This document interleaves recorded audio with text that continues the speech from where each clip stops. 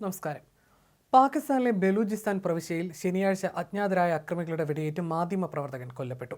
മുതിർന്ന പത്രപ്രവർത്തകൻ അബ്ദുൽ ലത്തീഫ് ബലൂജാണ് കൊല്ലപ്പെട്ടത്. തട്ടിക്കൊണ്ടുപോകൽ ശ്രമത്തെ ചെറുത്തപ്പോഴാണ് കൊലപാതകം.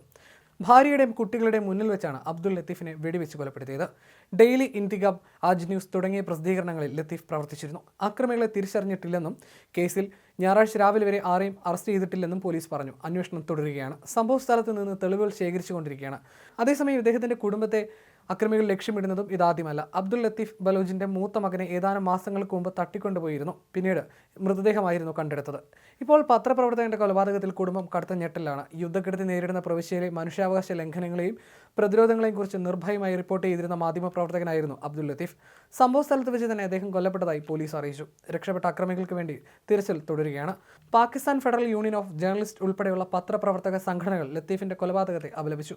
പ്രശ്നബാധിത പ്രവിശ്യയിലെ മാധ്യമപ്രവർത്തകരെയും ആക്ടിവിസ്റ്റുകളെയും ബുദ്ധിജീവികളെയും ലക്ഷ്യമിട്ട് പാകിസ്ഥാനിൽ നടക്കുന്ന കിൽ ആൻഡ് ഡം എന്ന ക്യാമ്പയിന്റെ ഭാഗമായിട്ടാണ് ഈ കൊലപാതകമെന്നാണ് വിലയിരുത്തൽ.